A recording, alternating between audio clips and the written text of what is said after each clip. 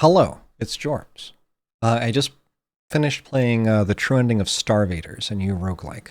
Uh, Fun game, very good. Recommend checking it out.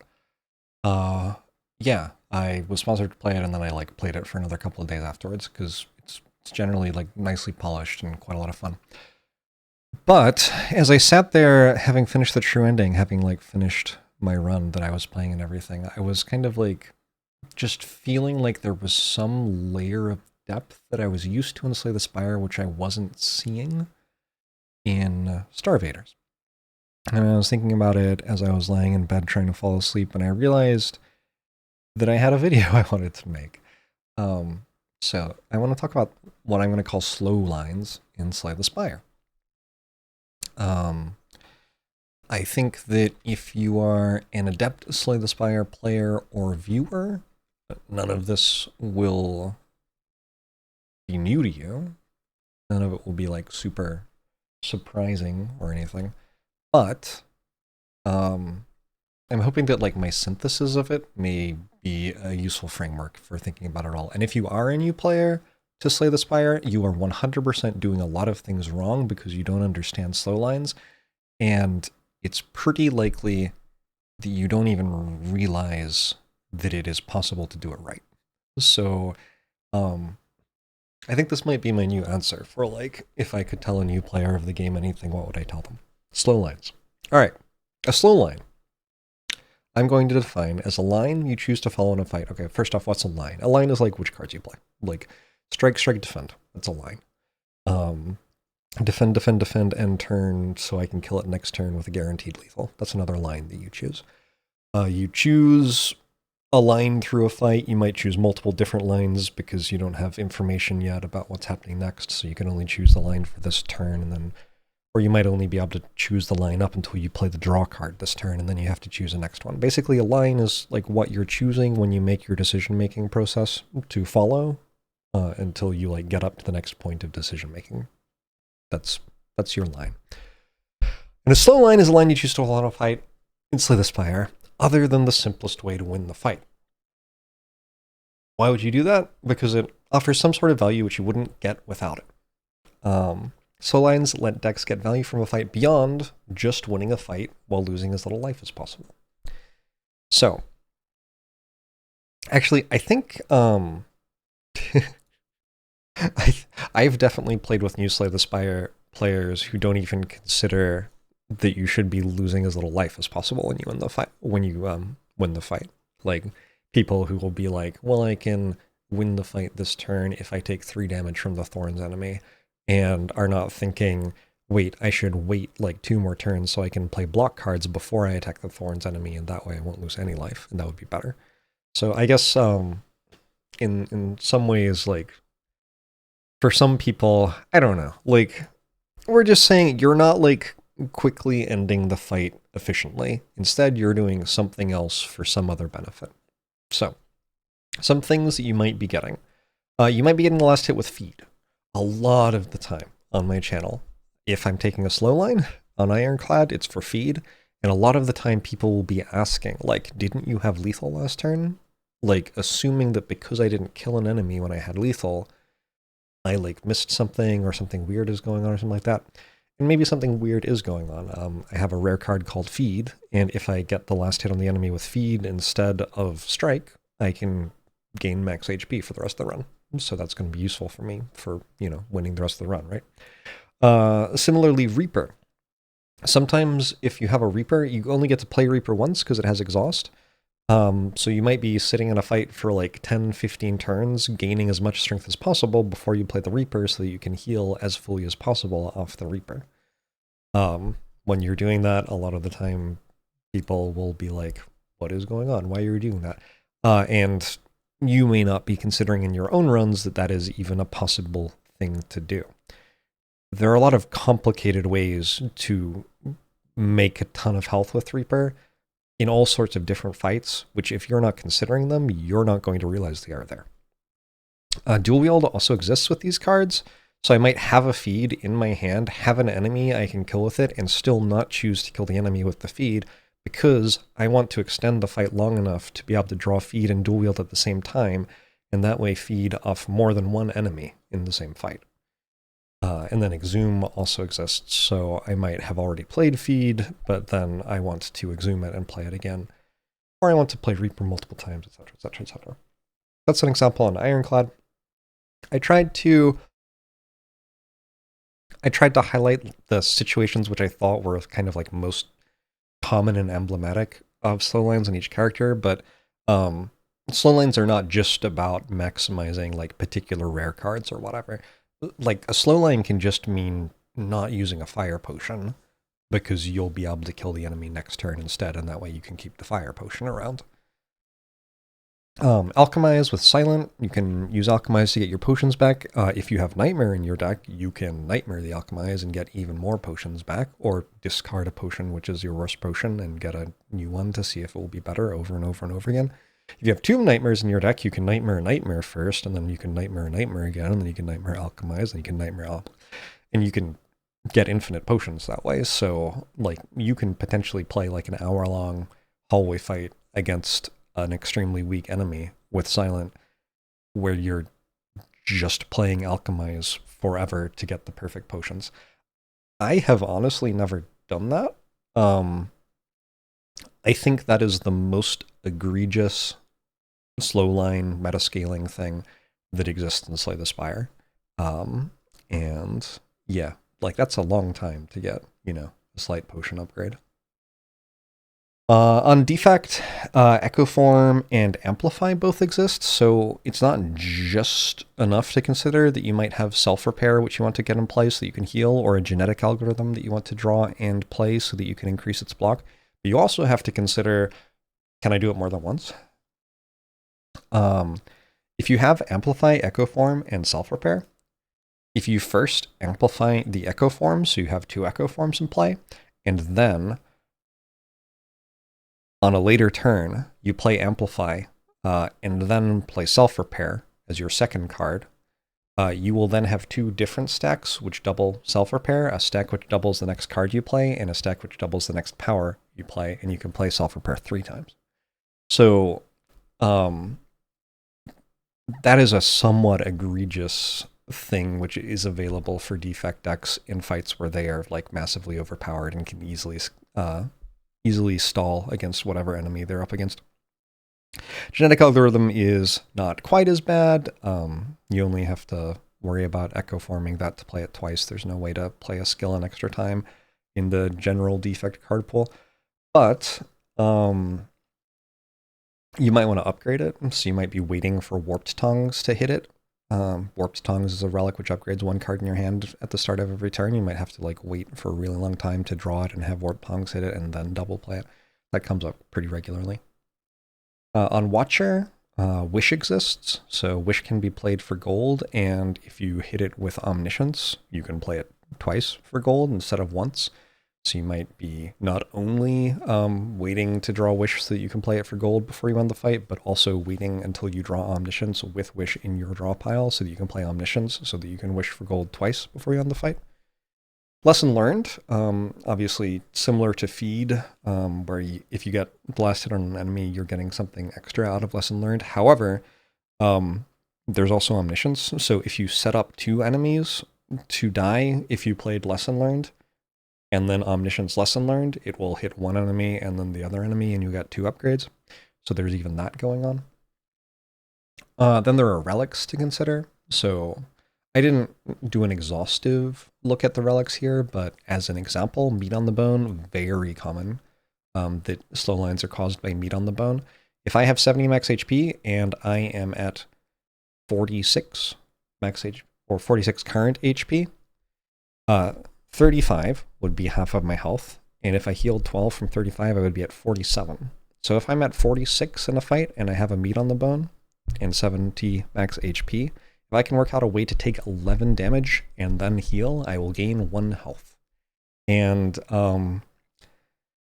believe it or not, if you are trying to win runs of Slay the Spire as often as possible, that is just something that you kind of have to do. That is like well within the expectation of good Slay the Spire play at like a high level, is if you're at 46 and you have a meat on the bone, and you can find a way to take 11 reliably, you find that way to take 11, so now you're on 47 instead of 46.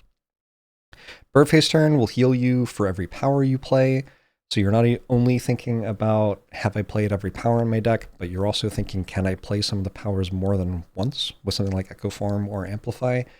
And then also, of course, there's something like, or Dual Wield on Ironclad. And also there's Full Heal here with Nilri's Codex, which is somewhat common, where you can just stay in the fight for a very long time, waiting to generate powers with Nilri's Codex. Works with Dead Branch as well if you have a Dead Branch.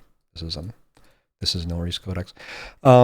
Generating cards in order to go for slow lines is a little bit weird in this game. Cards with the healing tag cannot be generated. Like, if you don't start with a Reaper in your deck, you're not going to generate a Reaper off an attack potion, or off Nilri's Codex, or off Dead Branch, or off Foreign Influence, or off... What's the one that makes a random attack for Ironclad? I don't remember. But the thing is, the healing tag can't actually catch every card which could cause pursuit of a slow line. Because, like I've already shown you, like Nightmare, for example, could cause pursuit of a slow line. If you Nightmare your Alchemize, you get more stuff. Dual Wield could cause pursuit of a slow line if you like Dual Wield a Reaper. So just because Nilri's can't generate healing cards doesn't mean it can't generate cards which are supplemental to slow lines, such that you might be encouraged to sit in a fight for a very, very long time before Nilri's like finally gets you the exhume that you need to get another feed. Because even though it can't generate feed, it can generate exhume to get a feed that you already played back again. So stuff like that can be pretty egregious. I do, like, while I will try to heal 1 HP with meat on the bone, I do have, like, personal limits where, like, I'm not going to sit there for 30 turns to try to get exhume off of Nilri's Codex to get another feed in a run where, like, I'm pretty sure I'm winning anyway. So, yeah, I mean, maybe I'm just not a seriously the Spire player. I don't know. Or maybe, like, there is a little bit of improvement that could be done for slow lines where, like, some amount of, like, massaging the balance of the game could improve them so that that isn't something that players are asked to do, but they still get to make decisions about slow lines in other ways.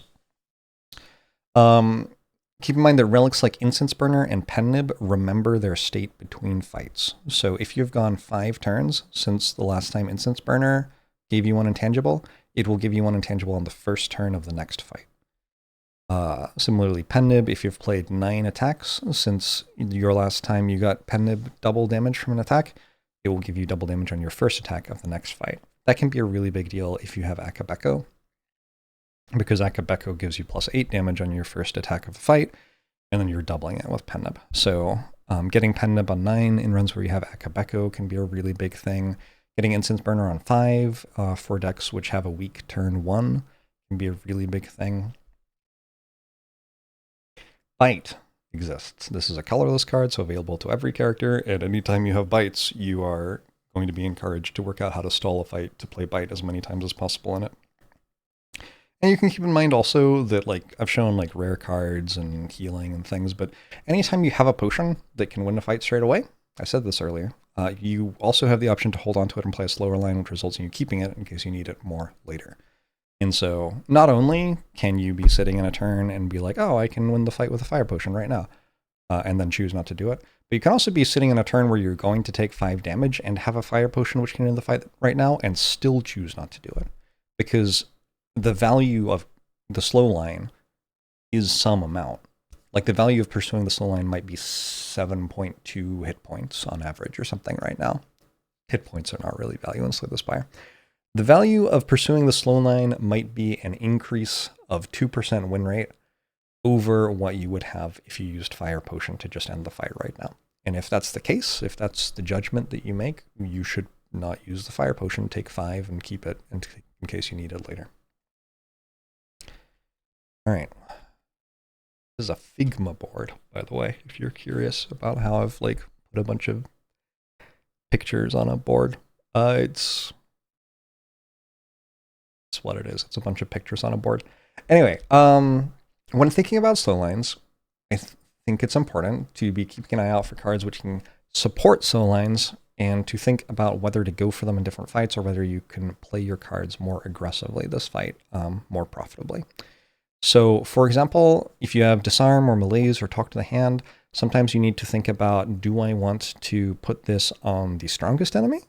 Because it will help me to like kill that enemy and get out of the fight taking the least damage. Or do I actually want to put it on the weakest enemy? Because I'm going to kill the strongest enemy, and then after that, I want to be able to stall easily against the weakest enemy to get value from slow lines in the rest of the fight. Similarly with Glacier, sometimes you will have lightning orbs in play. They will be ready to win the fight for you, and you can think, no, actually, I want to evoke these so that they stop dealing damage and get frost orbs in play instead. The enemy will stick around for a while, but it's not dangerous, and it will let me get the value from my slow line. The counterpoint to that is you should be careful about playing cards which remove your ability to employ slow lines. So a card like Combust or Noxious Fumes, obviously both of those like set an end date on the fight because they are going to deal damage to the enemies no matter what you do every turn. And so in fights where you may wish to pursue slow lines, you may want to not play these in early turns, even though like in your like navigating the fight in early turns mind, you'll be looking at them and thinking like, oh, obviously I should play this to make sure that I can kill the enemies. This is a situation where like there is value to you as a player in being able to see multiple turns ahead into the fight and understand that you are not in danger from that enemy. You do not have to play Combust right now.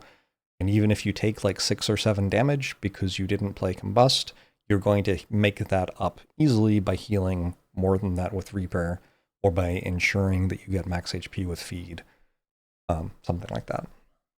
Similarly, Zap with Defect. Zap often gets upgraded in early game as Defect, so it costs 0, which makes it like a pretty easy card to just automatically click on in an easy fight because you're like, oh, damage, 0 cost, go. Especially if you have empty orb slots. But especially if you have empty orb slots when you play Zap, it can be quite hard to get rid of that lightning orb. And so if you do choose to play Zap, you may be finding yourself later in a situation where you're like, oh, I really would have liked to stall this fight for another like 8 turns to make sure Incense Burner was not worth the right number, but my lightning orb's going to kill the enemy and there's nothing I can do about it. Whoops. And then fasting, because Watcher's block will sometimes come from Talk to the Hand. Sometimes playing fasting makes it so your attacks hit for so much that you can't block anymore, and then that forces you to kill the enemy where you would have preferred to actually stall it longer.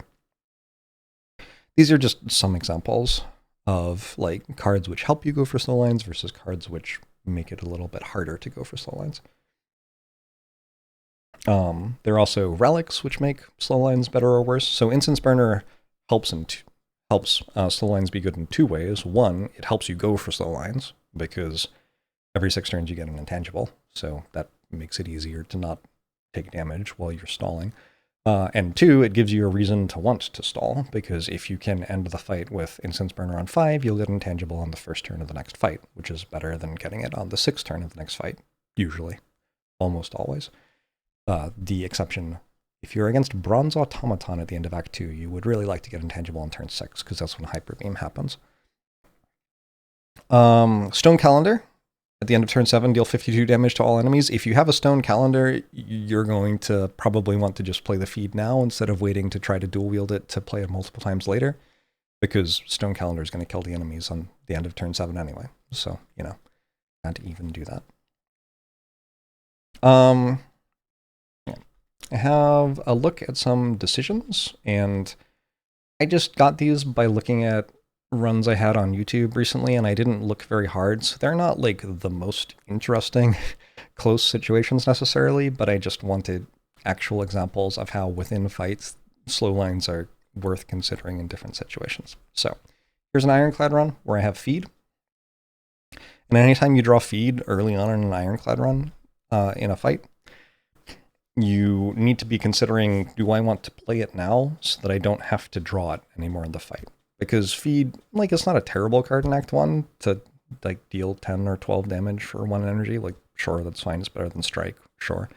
But it's not, like, the best card. It's not like, I don't know, maybe Shrug It Off is a much better card than it in the fight that you're in, or Second Wind or something.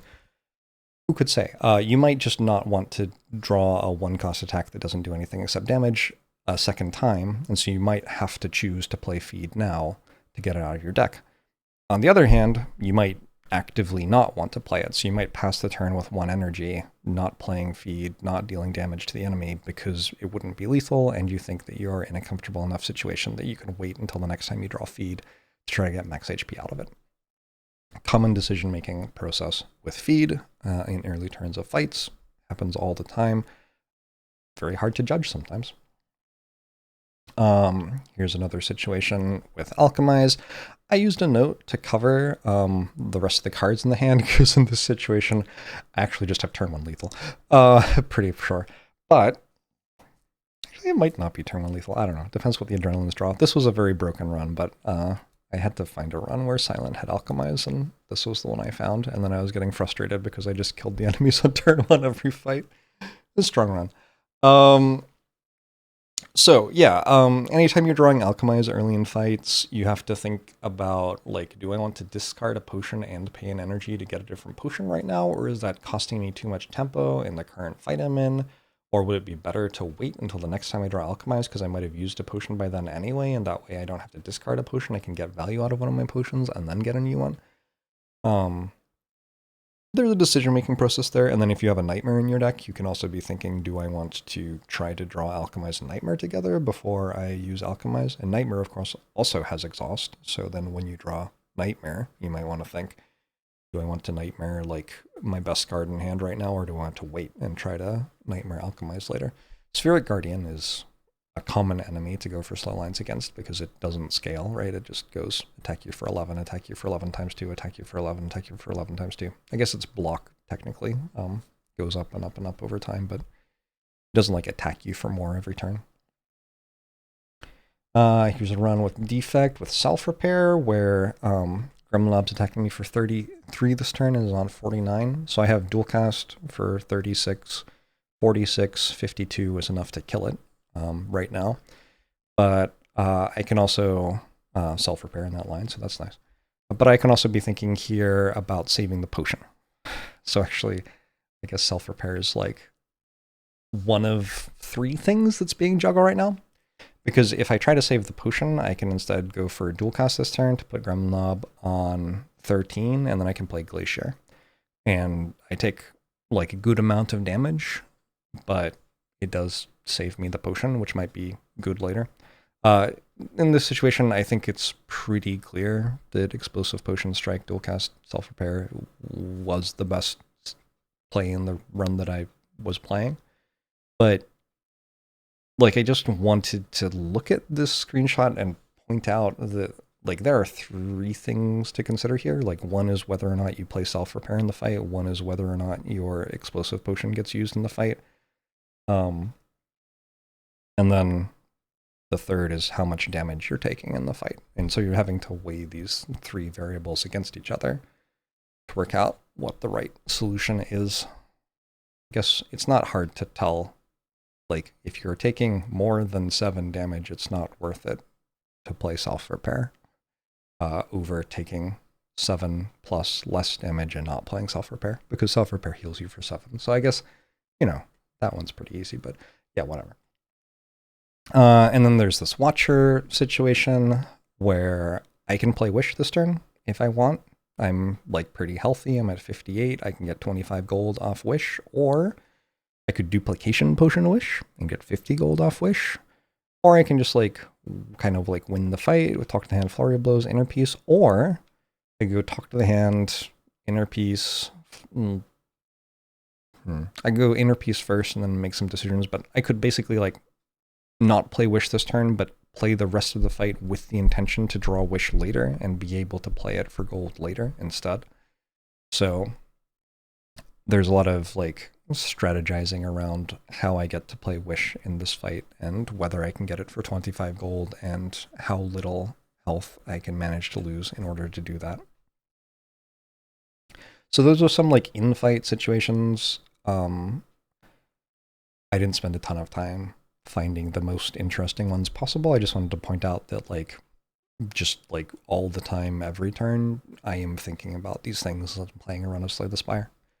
Outside of fights, the existence of slow lines impacts your deck building and your decision making. So like a card like Metallicize makes it easier to stall to feed, and Combust makes it harder to stall for feed. So the fact that the concept of stalling for feed or stalling to gain strength to full heal with Reaper exists in this game makes Metallicize somewhat better and Combust somewhat worse. How much better? How much worse? And I'm not saying that one is better than the other necessarily. I'm just saying that like Combust would be a better card if you couldn't stall for feed in Slay the Spire. Because one of the things that is a drawback of Combust is that it forces the enemies to die. Same with Afterimage and Thousand Cuts, Glacier and Storm. Storm is a big one. Storm can make it quite hard for Defect to stall for playing multiple self-repairs later in fights. Mental Fortress and Ragnarok. Ragnarok is a card you can put in your deck and Watcher, and like sure, but if you draw it, like the only thing that card is doing is lots of damage, and if you're trying to stall the fight, that's, you know, going to be a brick. So just some examples of cards that are better or worse because of slow lines. Is my conclusion that I wrote. Maximizing value in Slay the Spire requires proper evaluation of value available from slow lines. A player needs to be able to work out whether or not to lean into slow lines on both a macro, deck building, and micro, in-fight piloting level. Many runs are won or lost in Slay the Spire due to under or over prioritizing different slow lines. The existence of slow lines brings a tremendous amount of strategic and tactical complexity to situations which would otherwise be little more than busy work. And that's sort of my conclusion. I've played a lot of roguelikes, Spire-likes at this point in my life. And extremely few of them have anywhere near as rich a dialogue with this concept of like solving a fight in a more awkward way in order to get more value out of it from something else. Yeah, like none of them really do that as well as Slay the Spire. A lot of games lose granularity in health, for example. So in Starvaders, which is on my mind because I was just playing it, I was going entire runs where I only got hit 4 times. And if you can't lose health in order to get something, there's no trade-off available to consider. So a lot of games like lose out on that.